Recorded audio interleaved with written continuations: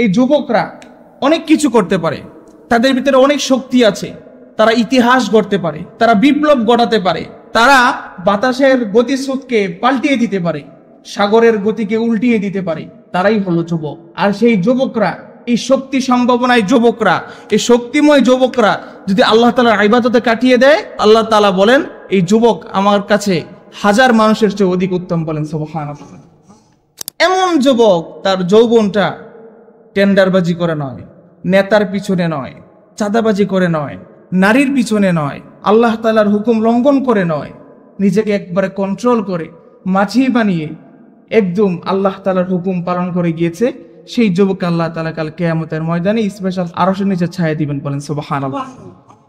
এই জন্য আমার যুবক ভাইয়েরা যারা আছেন, আপনার এই যৌবনকে কাজে লাগান, এই যৌবনকে মূল্য দিতে শিখেন। আপনি এই যৌবনে যা করবেন, আপনার বাকি জীবনে তার ফলাফল পাবেন।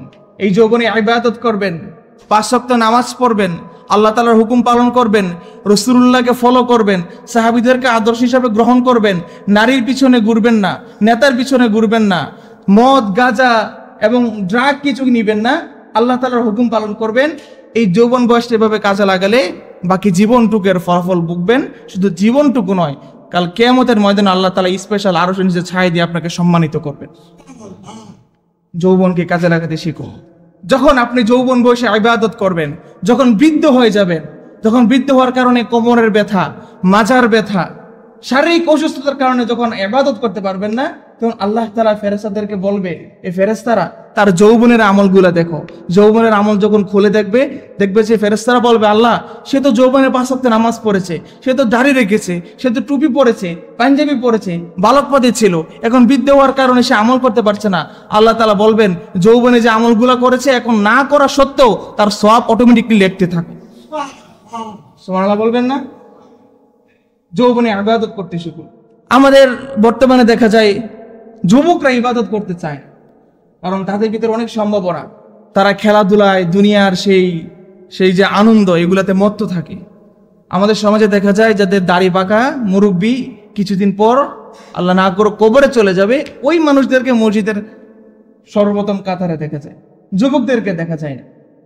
কিন্তু আল্লাহ তাআলা বলেন, একজন মুরব্বী ইবাদত করছে, দাড়ি পাকা মুরব্বী ইবাদত করছে, অপর পাশে একজন যুবক ইবাদত করছে। আল্লাহ তাআলা বলেন, সেই মুরব্বীর ইবাদতের চেয়েও আমি এই যুবকের ইবাদত আমার আল্লাহর নিকট অধিক প্রিয়। বলেন সুবহানাল্লাহ।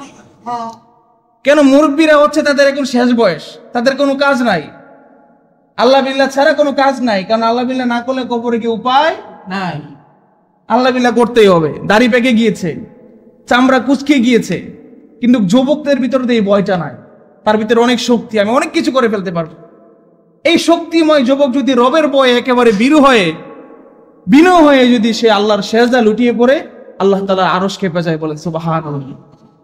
সুতরাং আমার যুবক ভাইরা ইবাদত করতে শিখো মিয়া, সুপুরুষ হও, যৌবনটাকে আল্লাহর ইবাদতে কাজে লাগাও। বেশি করতে হবে না, 5 ওয়াক্ত নামাজ পড়ো আর হারাম থেকে বেঁচে থাকো, খালাস। এই কাজটুকু শুধু করো, আল্লাহর নিকট অধিক তুমি প্রিয় হয়ে যাবে। বলেন সুবহানাল্লাহ।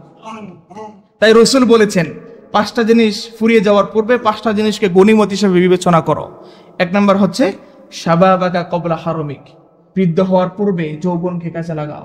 2 নম্বর হচ্ছে সিহাতাকা কবলা সাকমিক, অসুস্থ হওয়ার পূর্বে সুস্থতাকে কাজে লাগাও। 3 নম্বর হচ্ছে গিনাকা কবলা ফাকরিক, তুমি দরিদ্র হওয়ার পূর্বে সচ্ছলতাকে, দানত্বকে কাজে লাগাও। 4 নম্বর হচ্ছে ফারাগাকা কবলা শুগলিক, ব্যস্ত হওয়ার পূর্বে অবসর সময়টাকে কাজে লাগাও। 5 নম্বর হচ্ছে হায়াতাকা কবলা মাউতিক, মৃত্যুর পূর্বের জীবনটাকে কাজে লাগাও। এই 5টা জিনিসের পূর্বে 5টা জিনিস কাজে লাগাও, তোমার জীবন আল্লাহ তাআলা উজালা করে দিবেন রহমত দিয়ে। বলেন সুবহানাল্লাহ। শুধু তাই নয়, কাল কিয়ামতের ময়দানে এই উম্মতে মুহাম্মাদি 5টা প্রশ্ন এর জবাব না দিয়ে কখনো জান্নাতে যেতে পারবে না। জান্নাত কো দূর কি বাত, সে 1 পাও আগাতে পারবে না। সেই কিয়ামতের ময়দানের অবস্থা কেমন হবে, কারোর আমলনামা কি হবে এই ভয়ে, কারোর গাম তার টাকনু পর্যন্ত থাকবে, কারোর গাম তার হাঁটু পর্যন্ত থাকবে, কেউ ঘেমে তার কোমর পর্যন্ত হয়ে যাবে, কেউ ঘেমে তার বুক পর্যন্ত হয়ে যাবে, কেউ আবার গামে সাঁতার কাটবে। সেদিন আপনার কিয়ামতের অবস্থা এমন হবে, সেদিন আপনার জিহ্বাটা কুকুরের মতো আপনার পেটে এসে লেগে থাকবে। সেদিন আপনার সূর্যটা এত কাছে চলে আসবে, যে আপনার মাথার মগজ টকবক করে আপনার নাক দিয়ে মুখ দিয়ে পড়বে।